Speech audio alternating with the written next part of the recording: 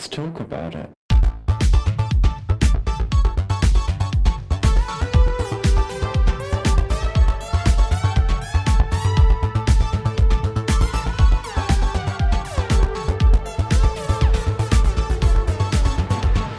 Hello and welcome back to Thicc Radio, the podcast where we talk about gaining, fetishism, and everything in their orbit. I'm James. And I'm Tim, so let's get into it. Today we're welcoming back to the show, we've got our good friend Ivy. Hey, thanks for having me back. Of course, welcome back. We're so happy to have you here. How are you? I am happy to be here and doing wonderful. Oh, marvelous. Well, listen, we were really excited to have you back on, and we had a bit of a chit chat about some things we could talk about. And I just thought today the topic of squashing, over the years, Tim, I feel like this is one of those topics that people do kind of drop into the DMs every now and again. They're just kind of like, when are we talking about this? When are we getting to this? And it's, it's always like, yeah, we'll get there. We've got plenty of things to talk about, But Ivy, I believe you've got a particular love for the squashing and bits and pieces. So are you ready to get into it? I am. I absolutely am. Oh, wonderful. So listen, we're obviously talking about that today. We're talking about squashing. Now, I don't know the microcosms within this space, and I feel like you end up hearing people talking about variations like squashing, crushing, stomping, crushing, variations of what I think is ostensibly a kind of a similar concept of big thing goes on, other thing goes, and that's very much the love. But from your side of things, do you think there's a kind of a separation between those terms, or are they relatively interchangeable? Yeah, there's definitely a change. I feel like smashing and squashing are kind of interchangeable. Crushing is actually a whole other thing. It's like, well, technically speaking, in the fetish world, it's like a person like crushing like a bug or a crustacean or something, which is actually, I'm pretty sure they're illegal. It's illegal to do. Oh wow, didn't know that. Yeah, it's like crush fetishes. Actually, that's what that is. And then but like squashing, face sitting, smashing kind of goes with squashing, I would assume. Yeah, and then stomping, I suppose, like obviously like to stomp, it's like at your foot, so I think that maybe leans more to that like giantess, maybe. That sounds like it strays more into macro territory. Absolutely. Okay, well, but I mean, there is always like, stomping on like someone's like genitals, and that's definitely goes in with kind of with squashing, I guess. The same. I've definitely had squashing sessions that have led to penis stomping. Oh, damn. Yeah. My goodness. Yeah. Well, it's really cool to learn that there are those distinctions. I mean, maybe let's talk about crushing for a second, just because if that's the one that is the most removed, shall we say, and maybe the one that, because of that illegality, has those features to it. What do we need to talk about when it comes to crushing, other than don't be doing that? Don't be other than don't that. Like, what do you think needs to be brought up about it? I don't know. I mean, I just crushing, when it comes to like crushing like a living creature, obviously, like I feel like that's highly unethical and not at all something people should be doing. But crushing can also encompass like crushing toys or toy cars. I've done clips with like SSBBWs and super chubs crushing like toy cars before, or little toy men, that kind of thing. So that, kind of goes with the size stuff, the giantess kind of thing, which also I feel like definitely lends itself to fat fetishism. No, absolutely. We talked about this a little bit when we interviewed with Michael's Macro, shout out. We talked a little bit about how macro micro is the kind of fetish, like weight gain kind of talks about the X and Z axes when you go sort of front to back and side to side, but macro is the sort of mass induced one that is about the upwards and downwards angle. And so I think that does need to be considered as part of like how we talk about our appreciation for size and bulk. I mean, Tim, as our person macro here on the call, like, what is your take on that kind of crushing, stomping aspect of macro, and maybe how there's overlap? I mean, I suppose there's overlap in the way that, like, if you want to simulate it, there's only so many ways that you can. You know, like if you're an artist or a montage creator or someone who's really good at Photoshop, you can do anything with macro. But if you if it's just you and a camera, about the only way that you're going to simulate that is if it's an upward angle. And that's also a lot of stuff that I've seen on like clips for sale and things like that. So I mean, there's clearly a crossover between macro lovers and fat fetishists, and I think we call it stomping whenever it's like supposed to be a giant who's stepping on tinies. I think we call it stomping. That makes a lot of sense. Yeah. Okay. So thinking about stomping then, so we've done crushing, let's think stomping. Obviously, there's that macro element where it's the larger person doing the thing. Do you find that you get a lot of requests to kind of initiate or play out that fantasy of being the giantess on the little person? Yeah, I definitely do.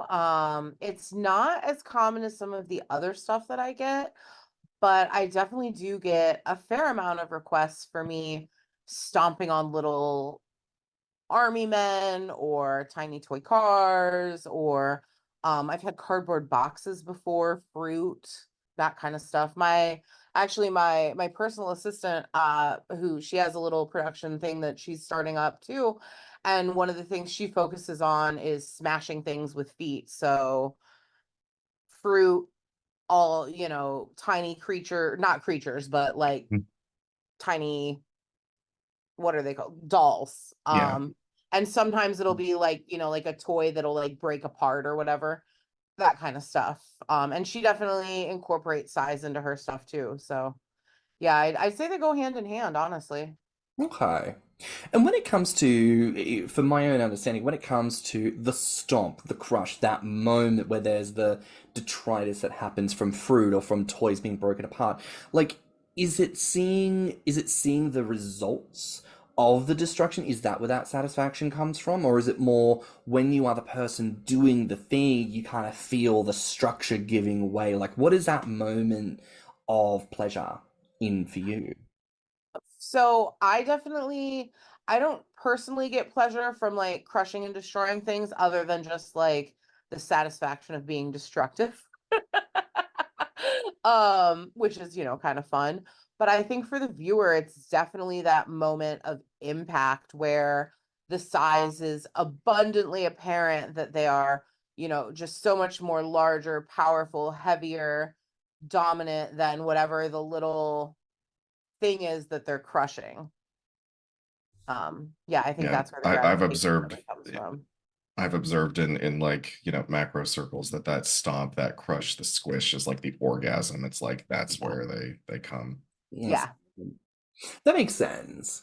I'm curious to ask of you both here, and again, maybe looking at that kind of like giantess kind of fascination, because my understanding is that that specific theme of being a giantess is a very, very popular request in feminine spaces. Like, what is the personality that goes behind that? Because, I mean, is it the giantess in terms of like, when I think of a giant, I'm thinking of the quote unquote big dumb brute? Is that the kind of energy they want from you in the giantess? Or is it more, you're a woman, you're a regular personality driven person, just you happen to be in this fantasy absolutely enormous? It's definitely not. I mean, there is some of the like, I wouldn't say like big dumb brute, but kind of like unaware bimbo that like doesn't realize she's so large and is like crushing and stomping things, and just like, sometimes she'll realize it and then other times she won't.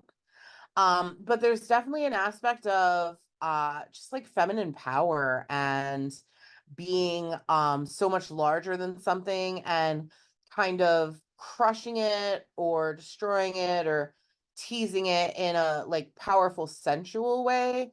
I definitely say a lot of times it's about feminine control and power supremacy, that kind of mood, we'll say. It's very subversive in a sense, and I feel I see a lot of this within kinks rooted in feminine sexuality. A lot of it is this, a lot of it men wanting to see women in positions of authority, of strength, that unbridled feminine energy. Like, what will she do now that no one can stop her? So I can appreciate that. very, very strongly for my ladykins. Yes, yeah, that's definitely a lot of the vibe with the giantess, and crosses over into vor a little bit, or a lot, depending. But giantess is definitely like a very up and coming fetish right now. It was Clips for Sale's most popular fetish this past year, if I'm not mistaken. Mm, So it's really like over the last year come into kind of its own, which is really cool. nice. I mean, a bit of a random question here, but are you familiar with there was a children's, it's always children's films, right? Of course, yeah. Back in 2009, it was called Monsters versus Aliens. And oh, Reese Witherspoon, that's the name. Reese Witherspoon voices a character who becomes such a giant lady. Do you see this being referenced in the space, or is that a point of reference that people have mentioned to you before? It hasn't been mentioned to me before, but I remember watching that movie and seeing that scene and being like, well, someone just got a fetish. Like, Mm, this is definitely this just tickled someone's fancy in a way that they don't understand, but they will in about 10 years. yeah, give it a decade, honey. You're gonna Yeah. you're gonna be logging in Yeah. online asking some questions. Oh, goodness me. This is fabulous. I love learning about this, Tim. Maybe we need to make a note to do an anniversary ep for, for Monsters versus Aliens for people. Yeah, why not? Well, I mean, again, for yourself, like, obviously as a queer male, maybe you don't see her and feel a certain resonance with that.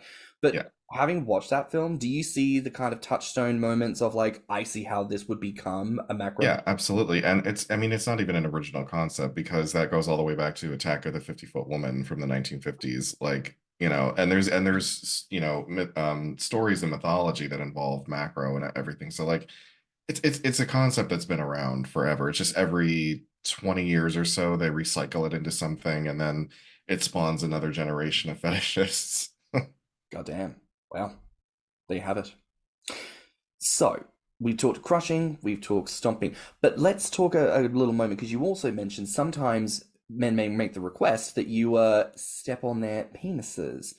I've obviously, you hear about these things. For me personally, it's not a thing. Therefore, I hear that. My testes swim up inside of me. They go, "Ooh, no, ma'am. No, no. Mm-mm, mm-mm." They run and hide from that. Um, but what is that kind of a situation like? Is that something that you enjoy or just something that might oblige a man to because you've had a moment together? What is that process like? I mean, as a woman, being invited to stomp on someone's penis at any time is a welcome invitation. uh, it's not something I would want to do to someone that I was like madly in love with or anything, because that could cause some problems. But hey, if someone wants to request that and is a client, I do know how to do it safely, but I still am I cringe a little because I can't imagine the pain. But hey, if that's your thing, I am, willing to partake. Sounds like a great time for me. At a bare minimum, it'll be funny. So Oh my goodness, I'm picturing something like a Wile E. Coyote comic moment where like as you stand up it's flat into a pancake, it's yeah. sliding it under door frames, it's posting it in the letterbox. I've had another thing, I guess, that kind of goes with stomping would be trampling, which is like Yes. walking on a man Okay. or a woman, standing on them, walking across them. I've done that a few times. It's fun, but for me it's scary because I don't have great knee strength, so it can be kind of wobbly on top, standing on someone's chest or stomach. It's a little, it's not a flat solid surface, so it can be a little dicey. Yeah, I always think of the like the massage parlors where someone might walk on your back. They've got the rails on the ceiling, so they're holding on to that. Yes. Kind of. Yeah, but those women are usually like 4'10" and weigh like 2 pounds. So Yeah. Yeah, it's true. I don't need a person that size on my back. I do Ivy, if you could walk on my back at some stage, that might actually be good. I might need to realign my chakras and just sort out my shoulder a little bit. That'd be fantastic. Yes, I honestly, I've had like not not like seriously fat, but like I don't know, like 280 walk across my back and it felt amazing. Mm. So I definitely get that appeal. It cracked everything into place. Oh, fabulous. Yeah. Maybe that's what we need to do. Maybe that'll be our next gain adventure, Tim. It's like starting up like a fatty spa where it's like it's just all these beautiful chubs like walking on backs, doing massages, like mud bath, that the whole shtick, girl. Give me that. Oh Give my me. God, can I go to this spa? Yes. Am Oh, I invited? you, Ivy, you are invited everywhere, and if you are not, then the people are dumb because you are fabulous and you light up the room. Honestly. Oh, thank you. Well, you're fabulous. It needs to be said. And if for God knows what reason, dear listener, you are not following Miss Ivy Davenport, sort your shit out and give this bitch a follow because she is a superstar. My goodness. Thank you. So, crushing, stomping, trampling. What does that leave us with? That's kind of giving us like squashing and Washing. smashing. Yeah. Yeah, what I was gonna say, do we think that this relates at all to smoshing, where it involves food? Like Is when that you're what that is? that's what I thought it was called. I'm never entirely certain, but I have known a few Sploshing. people who were Oh, into sploshing. sploshing. I Oh, I think thought you're that was thinking like bath sploshing. stuff. I thought that was bath stuff, like splashing, splosh, or splish, It's like splash. sploshing is like wet and messy play with food, basically, but Okay. it can involve like sitting into like a pile of beans or something and feeling them crush beneath you. So I was about to say, isn't this where cake sitting came from? United Yes. States of Tara, the cake sitter. Yeah, yeah. Yes. That's what that is. Okay. Right. Point of reference, sploshing. Okay. We're on it. And because in that episode, like the viewers requested that she looked surprised or like oops, I didn't mean to do that, like which is kind of like we were like Ivy was saying earlier, the sort of like the bimbo character of, like, oh, I don't realize how heavy I am. Yeah. That's Yeah. what. That, oh, I loved that scene. So, okay. So, in that case, sploshing. Like, is that something you're familiar with? Have you partaken in? Do you personally enjoy? I have not really I've done like one or two sploshing clips. I've done a cake sitting clip and it was impressive to watch back because the entire cake went up my butt and my pipes hated me because there was no like cleaning out all of the cake without getting into the shower, and my drains were filled with cake and frosting and it was a nightmare. Would not recommend. uh I've done some sploshing where it's just like being covered. I think it was like I was covered in like fruit yogurt or something, so there wasn't really like a size aspect to it. For me personally, not my thing. I don't like being sticky and messy Mm. unless it's like from messy eating, and then even then I'm 50-50 on it. I have to be in the right mood. Yeah, very that point. Like, I paid for this food. I want it to go in my mouth. I don't want it to go on my Yes. face. And then they're like, oh, just look it up. And you're like, no, like, Yeah. come on. So, okay, so that's sploshing. And then messy eating. What did you say that was called, Tim? Like, splunge? No. No, I thought that No, when smoshing. you sit on food, it was called smoshing, but I guess that's not correct. I guess it's splosh. This is the the nuances in the terminology drive me nuts. It's like, come on, just It's just say cake sitting if that's what you mean. it's so hard because there's so many different ones, and admittedly like that's like somewhat out of my wheelhouse, so it's like I know a little but not a lot, and there's just so many different terms for so many different things, and some of them are so specific. Mm. I mean, I think of smooshing, like if you're gonna smush something down, like that is kind of like food. Like, like when you get a burger and it's got too many layers and it's 10 foot tall and you have to like smush it flat so you can cram it in your face. Like, sure. So maybe that element of it. So maybe smooshing, smoshing, maybe that's all part of the same kind of concept there. But yeah. But I do think that does officially mean that we can center in on squashing and smashing. So. Give us your Yes. definition then for this lovingly concept, this squashing and smashing. What is that about? I mean, squashing, smashing, I guess it's, like a heavier person, or I've seen squashing with not even like with like smaller people. But that's usually more of like a face sitting scenario. Just, putting your weight, your body on top of someone and using it to just kind of crush and flatten them to varying degrees. There's definitely, there's guys that like a lighter squashing where you're just kind of sitting on them. And then there's other guys, well, and girls and everyone in between, folks, I guess I should be saying, that want like a very heavy impact, like very much like being crushed, bouncing, do even butt drops, I would say kind of fall into the squashing umbrella. I mean, honestly, I see the appeal in it because we talked about this recently, Tim. Like, there is something about like a weighted blanket that I just think people love. It's I don't know what it does psychologically. Like they do say ever since we were born of the womb, we always want to return to like this feeling of being like nestled and safe and contained. So maybe that's part of it. Like, why this like what's the new thing? Like the hoodie, whatever they're calling it, like that oversized What? hoodie that I think it's called an hoodie. Like hoodie but without the H, because they've all got to fucking brand and rebrand shit. What a stupid name. What it was it look like? It's a hoodie that is giant and oversized, so like it comes down to like the lower part of your knees, but Mhm. it's like fleece on the inside.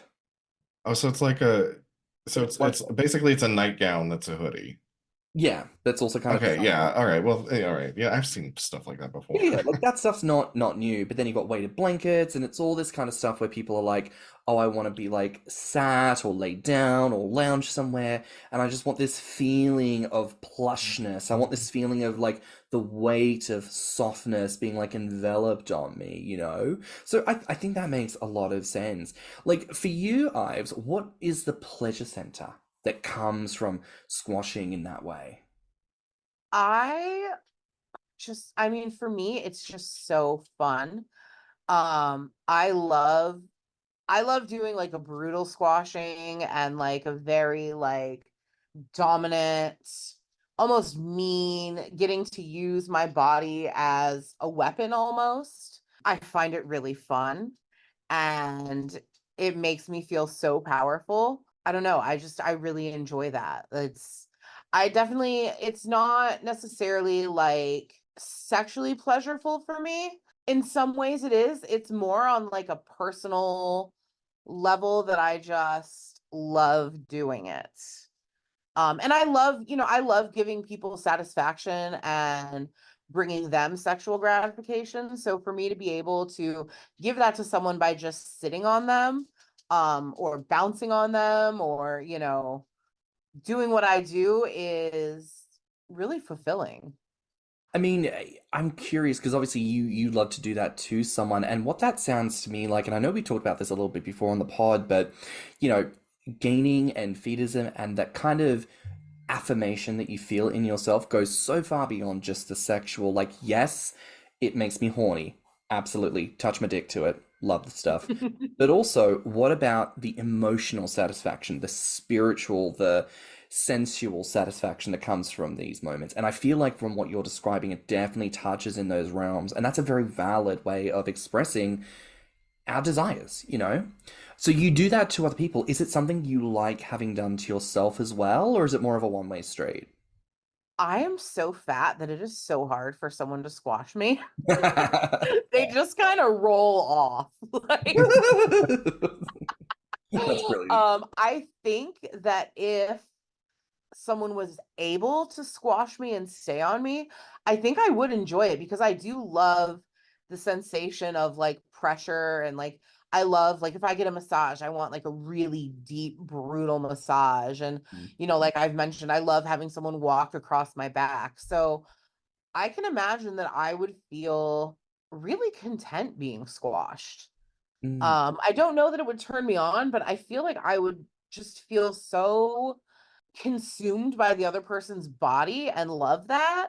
And then also feel just like my back being realigned, my ribs popping into place, like all of those good, sensations. You know what I mean? Mm. When you get like a good crack in your back, like that's kind of how I feel like squashing would feel for me. I love that. Tim, what about for you? What do you like about that? I mean, not usually on my entire body, but my head. I've had smashed between two big bellies before. I've been like, if I'm performing fellatio, and he happens to be pretty big, like closing his thighs around my ears and then dropping his belly over my head, and like just sort of like completely encased in his fat. Also have loved to be. It depends on how much their belly sticks out and how tall they are, but to like lay down on a bed and then have them sort of drape their belly right over my face. Love all of that. And when it comes to like me doing it to someone else, I have had people ask me to do that with my belly to their face, which I always felt like mine's really not that big, so I don't know how much pleasure you're going to get out of this, but they seem to like it, and I think because mine's firm, it tends to like cut off more air supply Mm, than one that's softer. yeah, So maybe there's a bit of a autoerotic asphyxiation thing going absolutely. on there. I can speak to that because and I think a lot of, again, I'm not sure how this breaks down in terms of gender. I don't know a lot of women who have expressed a sense of, as they've grown, that they've had a hardened belly. I think that's a very typically male aligned thing that tends to happen. I think that's also due to a lot of beer consumption, I think is typically why that happens. Um, Bodies are different. That might not be your experience. Totally fine if it's not. But mine was definitely very hard, and I was very ball gutted when I first started. I still am. It has softened in recent years, which is nice.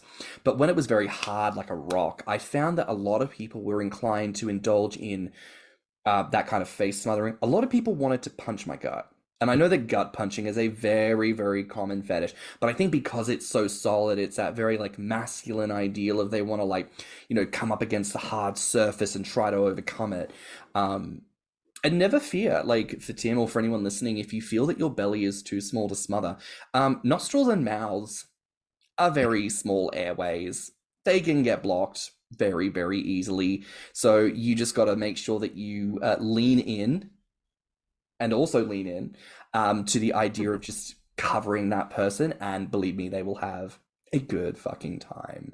Um, I think squashing is so much fun. Having gotten to do a little bit of that recently, especially as my belly has softened, that's been a wonderful experience, especially front on, putting someone's face into my stomach and starting to see what is typically a nice firm sphere actually begin to warp and kind of merge with that person's face and shape. Like I can feel it on my stomach and I just see them sort of sinking into it and it kind of caps around. It's very, very fun to kind of just see that like fat really is so malleable. It takes the shape of whatever kink or fetish you're indulging in. It also takes the shape of whatever person you're engaging with. So you don't need to worry about like custom toys necessarily. You just get to indulge in like the ultimate malleable fun bag. Yes, I think 100% that. I think what's happened a couple of times with me specifically is they liked the fact that because I was so solid and round, and if I was pushing it into their face, if they were able to look up from a certain angle, all they would see is belly in front of them, and that seemed to be like what got them going the most. Mm. So a lot of Yes. power dynamics, a lot of erotic asphyxiation moments there as well. And Tim, just to circle back to what you mentioned about like thighs coming around you, I have said this before. My favorite part of a cock is the fat pad because if I'm gonna suck that dick, I want a nice pillow to mash my face into. Is it not just the most incredible thing? You're not wrong. So thinking about that sensory moment of like not just a pad to the front, but gorgeous soft thighs like coating the face and around the ears, it probably would feel like you're in this sexual bubble of pleasure where you have no choice but to go down on the cock or the puss or like whatever genitalia you're working with and just living in that spectrum of pleasure and just like mwah. Yes. Yes. Like I definitely when I've like gone down on girls or had them like sit on my face, that feeling of just being completely surrounded is just like, oh my, like I just live inside of a fat bubble now and that's just heaven. So obviously we've talked a little bit so far about how certain aspects of the kink, its different iterations and reflections, there's that sense of subverting the female stereotype and being like, oh, she's either, this bimbo who doesn't know what she's doing, or she's this powerful woman. Talk to me a little bit more. Like, what does it mean for you in terms of expressions of masculinity and femininity when you get asked to do it for someone else and when you do it for yourself? What is that experience like for you?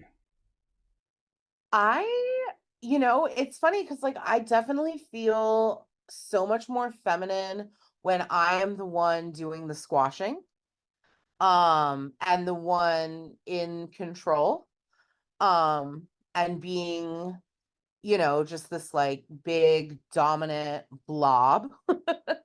And rather than like when I'm the one being squashed or being smothered or face that, I definitely guess I feel a little more in touch with my masculine side, honestly.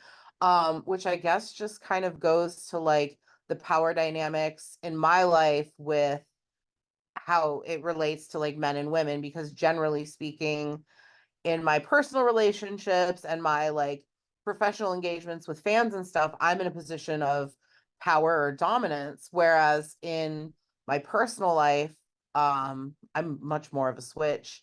And so for me to be face sat, smothered, whatever, I guess I'm assuming the role of who's usually male for me in a professional setting. So I'm like stepping into that role. So I feel a little, I don't know. That's an interesting question. I mean, Tim, let me put it to you because obviously you sit in a lot of masculine spaces, especially as you lean Yeah. more into the daddy identity and you're a part of the leather community and to some degree still the pop community. Yeah. What does it do for you in terms of those moments of like squashing and all those bits? Do you feel any femininity in that? What does that do for masculinity for you? I Talk. don't know if it necessarily makes me feel feminine, but I do when I'm being squashed, then that it's just I'm assuming a sub role. I'm becoming the subordinate in that situation, and I am surrendering to the power of the other person. When I'm the one doing it, I definitely feel more masculine because like I said, I've kind of leaned into the, I mean, not kind of, I've totally leaned into the daddy aspect of my life. And I got to admit, I love it when they're like, yeah, daddy crushed me, so Yes. Very hot. Very hot. Me and Ivy both just clutched up. House, oh, daddy crushed me. Oh, we love a daddy. Daddy, come on. Daddy, look. I mean, it's interesting when I think about it, being non-binary and thinking about, I'm starting to not question, but I'm starting to reflect and kind of you get like boxes of identity, boxes of experience where you kind of go like, oh, I know what this is. Great, put it in the box, put it to the side, move on to the next thing. When I started to realize this non-binary aspect of myself, I started to realize I need to look back at some of these old boxes and think, is this what this is because I know this is what it is? Or did I assign it this because I didn't know what else this could be?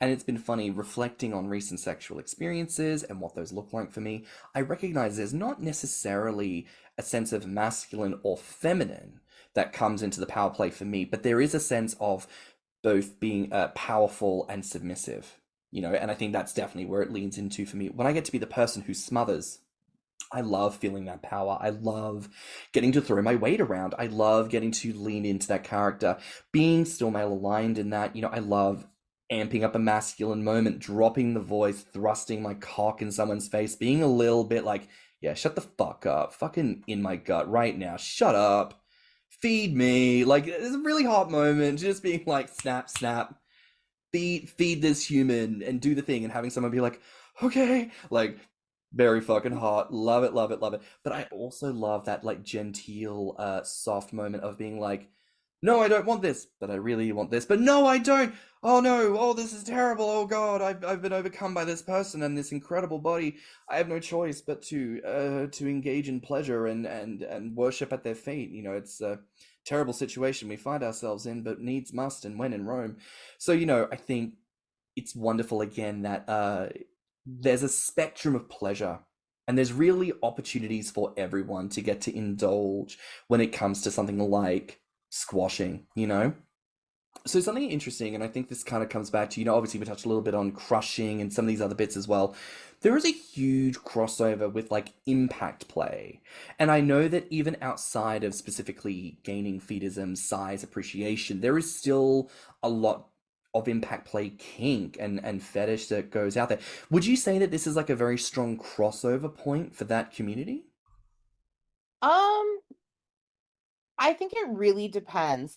It's funny because I have had clients who are not at all, would never call themselves like a fat admirer or consider themselves someone that loves, big women, big men, whatever, that generally have been face sat or spanked or I'm trying to think of, my different clients that I've had face at, spanked, just different types of, impact play that have then contacted me, hired me for squashing or face sitting, because they wanted to try it with someone who could deliver more power.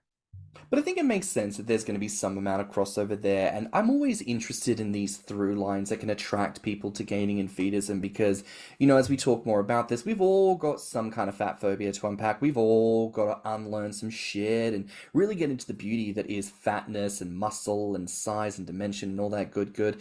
So I think if there are opportunities, not to say doing outreach and connecting with people, but if we know that, for example, people who maybe don't even have the first clue about size-related pleasure, if they see a through line with this, I think it might behoove people that are into this sense of sexuality to be more open to people and, be willing to take on that educator role. I think more of us need to be willing to do that anyways.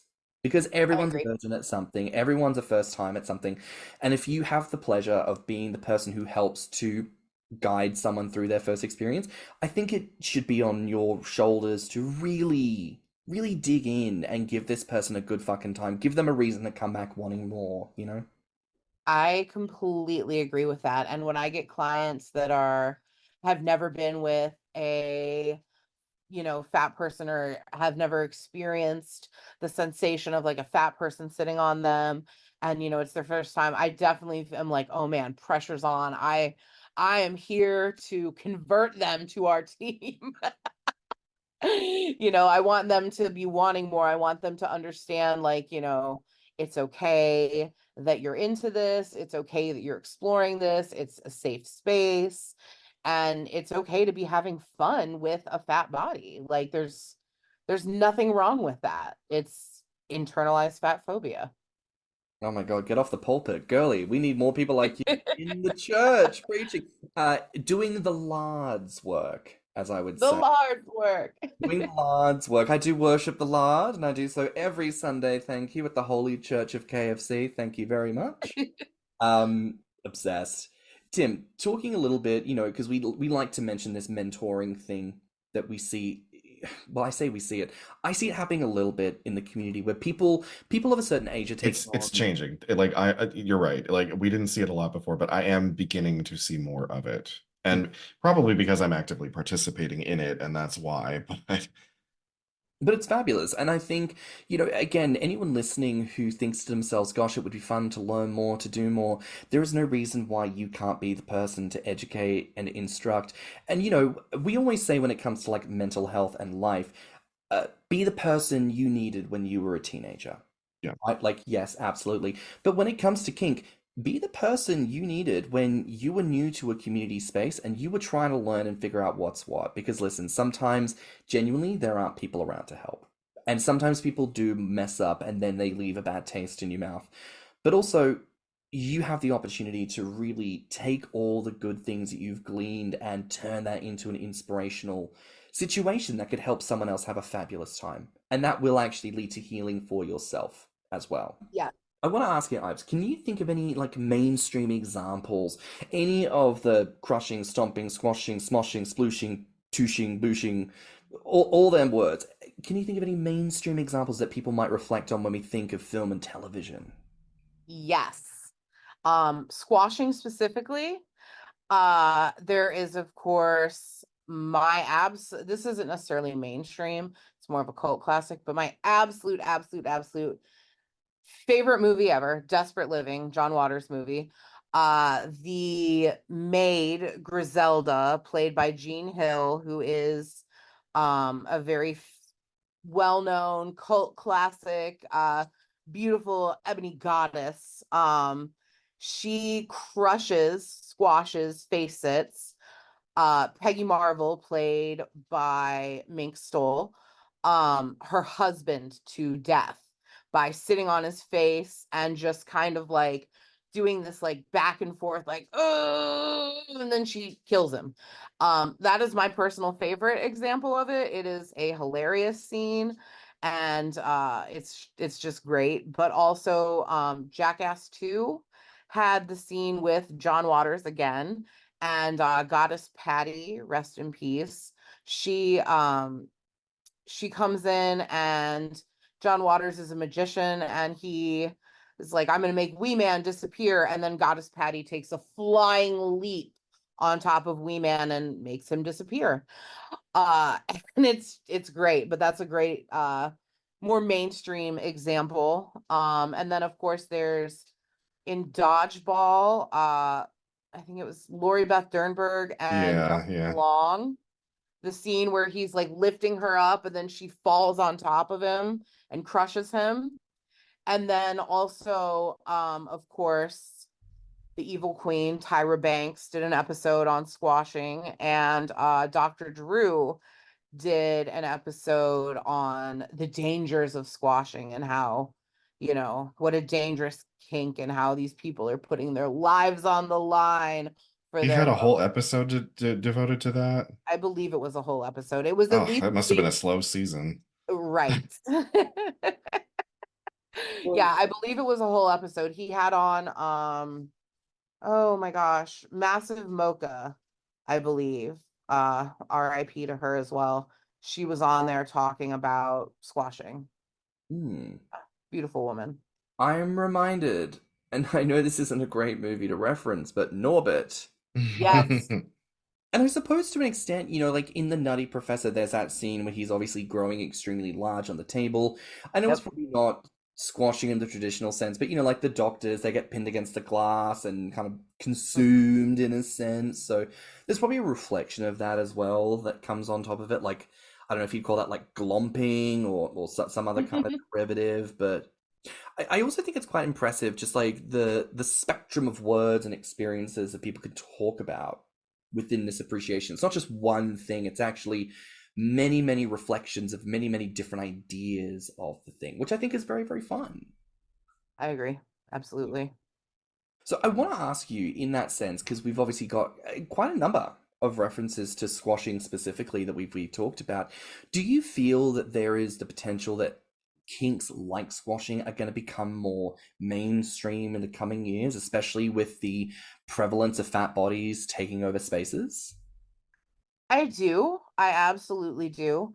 And I think that I really do feel that, as people are getting fatter and people are learning more about accepting themselves regardless of, their body size, and learning just about body positivity, fat sexuality will become more and more of a thing, because as humans we're getting fatter, and it's not like as we get fatter we lose our sexuality. Like, that's not a thing. I mean, maybe for some No, people, but they would have you believe that. They they would society would have you believe that the fatter you get, the more undesirable and the like less sex drive you'll have and all this other crap that they come up with. Yeah, absolutely.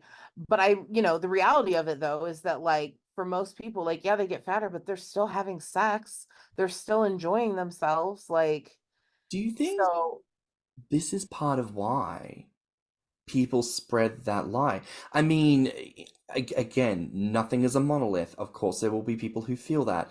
But do you suspect that there is a potential that part of the reason, potentially a big part of the reason why we suggest when you get fatter, you lose your sex drive, or fat people don't have sex, is because they don't want fat people having pleasure, because they want to try and make the experience of being fat as negative as possible. Yes.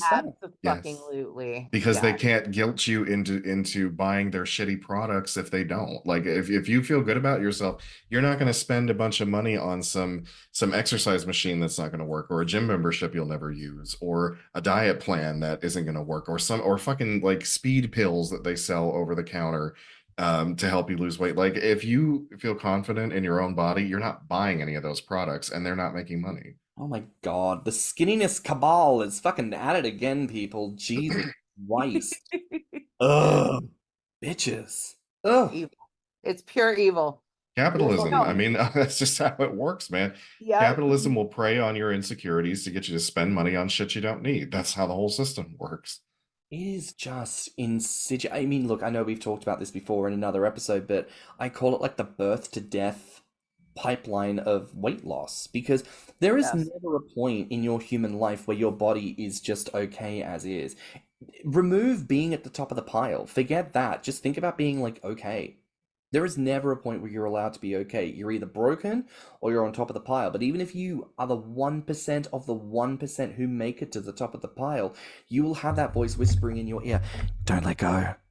Don't give up. Don't let go for even a second. Otherwise, you've got the farthest to fall and you'll fall all the way to the bottom of the heap and you'll be the worst of them all. Like, there is no such thing as having it all together. And it's like, every industry is built on the preposition that you will falter and fail and you will want help. And so you'll take that help so you don't falter and fail. And then you will falter and fail because you're struggling. Because of course you're struggling because the system isn't built for you. And then you've got all these other things that you can buy into and subscribe to and pay money to and ask for help for. And I'm just like, baby, if diets were gonna fucking work, everyone would do the one diet and then everyone would be skinny and there would be no fat people. My God. Yeah. So in that case, let me ask you this. For anyone who wants to find pornography, content, pleasurable things that might help them to indulge in these sexual notions of fat, gorgeous bodies doing squashy, sexy things, where do you recommend that people go to find that content? I mean, my recommendation is always Clips for Sale. Clips for Sale has it all, baby. Men squashing, women squashing, non-binary folk squashing, everyone doing some squash and crushing. I mean, you can find anything you want on Clips for Sale. Of course, there's other video sites too that have, there's many vids. There's Curvage if you're exclusively into women. There's definitely content on there of squashing and smothering and all that good stuff. But I would say for the most variety, Clips for Sale. And perhaps And obviously, ivyandfriends.com is going to have men, women, and everyone in between doing squashing. fabulous. I was Of gonna course. say, like, is she not gonna mention? I just forget that I'm supposed to plug myself. Like, I'm just having so much fun. Well, that is the goal, and I think today has been so much fucking fun. Before we begin to wrap it out, are there any points on any of the bits and pieces, squashing, crushing, etc., that we haven't talked about that you want to talk about? No, I mean, the only thing I would say is that I would definitely include face sitting in that list of impact type of fetishes that relate to gaining and fetism. Okay, I would say face sitting's definitely up there. we could And I probably. would definitely include it. I mean, I've mentioned it a few times in relation to other things, but I would definitely include it under that same kind of impact umbrella. So, just as a sort of closeout question here, I mean, I know a couple of times you've mentioned face sitting. I don't know if you'd include that in the same kind of umbrella as what we've been talking about, but can you maybe tell us a little bit about face sitting? And then, for anyone listening who is curious to try some IRL squashing, etc., what are some safety tips that you would give out there to people, either who are bigger or smaller, looking to squash and looking to be squashed? As far as pursuing squashing, face sitting in real life, I think the most important thing is obviously in this situation, a safe word doesn't necessarily work because your face might be covered by fat. So I always suggest having a safe tap. So whether it's a 2 tap or a 3 tap or, a specific way that you tap to let the person on top know, hey, I need air. Because, and, sometimes you're just tapping because you're just like, oh my God, I'm, whatever. But to have that specific, like, whether it's a specific, like, coded, like, way that you're tapping or a number of taps or whatever, always have a tap system. And then also, the beautiful thing about fat is because it's so malleable, you can kind of create a little tiny pocket of air when someone is on top of you, like between like the thighs and the mound, where you can kind of like get a very small amount of airflow to help you take it longer. But never don't push yourself till you're seeing stars. Like that's a very dangerous game and it's so tempting to want to do it for the experience, but it can be quite detrimental obviously because you're denying yourself airflow. So you really have to like take the breaks that you need and let yourself breathe when you need to breathe and practice your taps. Like, Yeah. Any kink practitioner, I think, is always going to center in on self-preservation and protection when it comes to kink engagement, because we are all here for a good time, but the experienced know, and usually through such instances of fault, that it only takes one mishap for there to be potentially very large negative ramifications. So let's oh always yeah. practice safe sex in that regard, even if that sex is not penetrative. Um, that's wonderful to hear, honestly. Tim, just to bring you into that, as someone who enjoys that kind of squash moment, what are some bits that you think people should be aware of if they are looking to experience squashing in real life, either as the big person doing the squashing being squashed, or as a little person squashing being squashed? I would echo what Ivy said about safety. Always make that paramount because it doesn't take much for things to go south. So as long as you are there's clear communication between you and the other person, like she said, work out a tap system or whatever you have to do to notify the other person that you need to take a break or something could be going wrong. And I've done that even with feeding. Like when Hmm. I've been the feeder, I've had some kind of system. I was like, I need a way to indicate to me that you've had enough, because a lot of times in those feeding situations with gainers and encouragers, it's like the whole play on the, oh no, I can't take anymore, I can't do anymore, but they really want you to keep going. So it's like, we need a safe word, like anything else, we need a safe word. So yeah, I would just always make that number one, because it things can go badly very quick. Yes. And I would suggest starting on a soft surface. Don't automatically start getting crushed on a floor. Um, like start on a mattress, start on a couch, start maybe with lap sitting in a chair just to get used to the pressure. When I have a squashing session with someone who has never been squashed before, I usually have them start in the chair and I'll sit on their lap for a little bit. And then I'll be like, okay, would you like to lie down now on the couch or on the bed? And I will sit, I'll start sitting on their pelvis usually, and then work my way up to their chest. And then finally, if they want me to, sit on their face, then I will move to their face. So they've had time to acclimate to the amount of pressure, the amount of weight, the feeling. And I have had I have had clients who we've done the lap sitting and then I've moved to the, pelvis sitting and they've been like, "Whoa, that is enough." Yeah. I did not realize what I was getting myself into, having a great time, but like I know my body's limits and let's just stay here, and that's totally okay. There's no shame in admitting when you can't take more pressure or more weight, because you don't need to end up with broken bones. You don't need to end up with, passing out. That's hopefully what you're avoiding doing. It's not, you have to stay safe. Yeah, 100%. And even to those among us who maybe look for those extremes, people who do find a sexual charge in fracturing or damage that occurs in those situations, you still need to declare that and garner Yes. consent from the person, because if that's what you're after from me, I don't want that. I'm not going to Yeah. consent to that situation, and you are not a good person if you put someone in that situation for that intended purpose. It is misleading. So let's not be doing that. Let's have good communication, good consent. Ivy, this has been another incredible week. It is always a pleasure to have you on. Thank you for coming back. Oh my God. Thank you for having me back. You guys are so much fun. I always have a great time and I love talking with you both. Oh, we'll just have to do this again. What a shame, what a terror. Oh, hate it. Hate I it. absolutely loathe entirely. No, we're very excited to have you back at some stage in the future. But until then, where can our listeners find you online? You can find me on Twitter at BBW Ivy Davenport. And of course, my clips for sale store, which is ivyandfriends.com.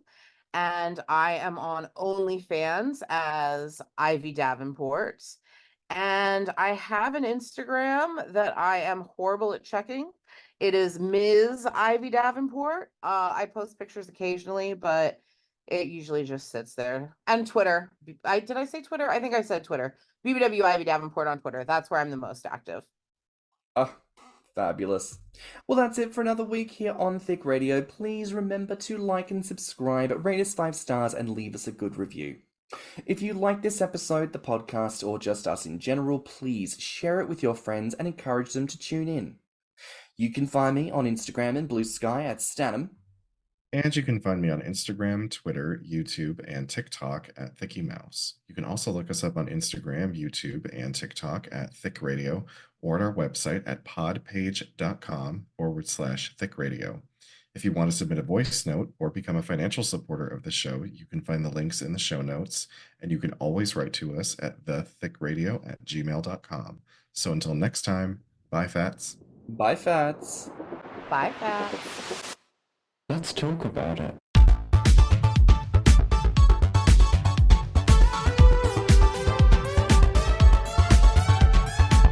Thicc Radio is a Patreon and Enter app podcast produced by Stan and Thicky Mouse. Mixed and mastered by stannnum. Our artwork is provided by OnlyFans. Our theme song is provided by Spotify.